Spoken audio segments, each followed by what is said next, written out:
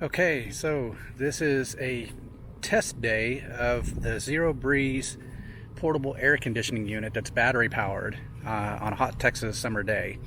It's roughly 94 degrees right now with a heat index of about 110, I think is what it said lately. Crazy hot. So this is actually an extreme test. This isn't actually how you'd want to use this AC unit, but I wanted to see just how hot I could get the tent inside and how much cooler I could make it using the portable AC system.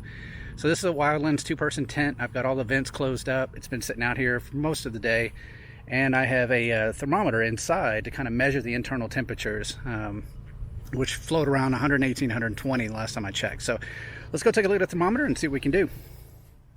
Alrighty, so we are in the tent. It's been out here all day. I don't know, hopefully you can see this, but the current temperature is well over 120 degrees in this tent. This is, again, an extreme case of what's possible. What I got here is the Zero Breeze portable AC unit. It's been all set up. This system is detachable if you don't want to use it. I'm going to use it because it allows you to kind of direct the air however you need it. I also have the two ventilation hoses hanging out of the back of the tent. The only problem I see with using this inside of a tent is it leaves a pretty good gap from where you put your ventilation tube, so that's going to let a lot of bugs in. So one of the things I'm going to do to modify it is to create a little panel that I can slide over the tubes and actually try to keep the bugs from coming in because I have to have that ventilated. So let's go ahead and get this bad boy fired up. It's marketed as something that's supposed to be able to reduce the temperature by 30 degrees. We'll see if that actually holds true here.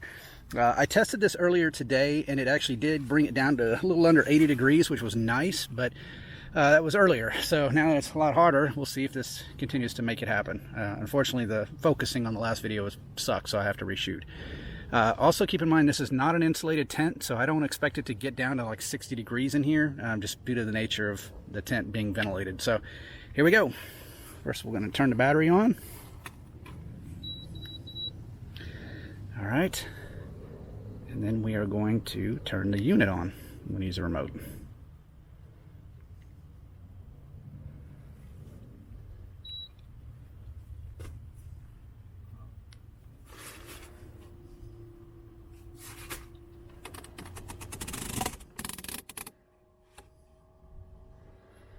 Now, one thing about this unit that's interesting is that it starts out as at the highest possible power it can.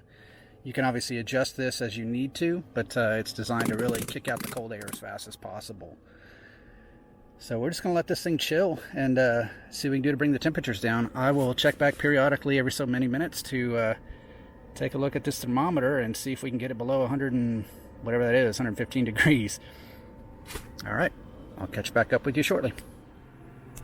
Okay, so we've been running this thing now for about 20 minutes, and as you can see, it's already well below 100 degrees in here. So we're just now about to crest the 90 degree mark, which I think is exceptional considering how long this thing's been running.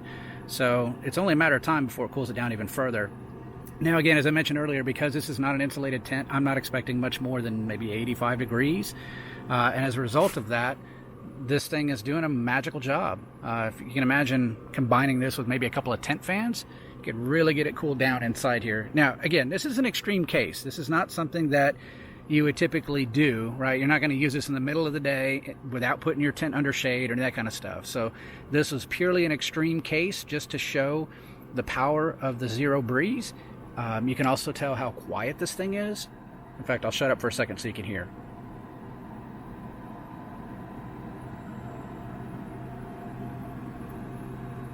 Extremely quiet unit. So definitely pleased with the investment. And if you are living in a hot climate like Texas and you know how hard it is to go camping in the summer because of the humidity and the heat, this might be a good alternative for you. This will at least make it a little more bearable to be able to camp in the heat.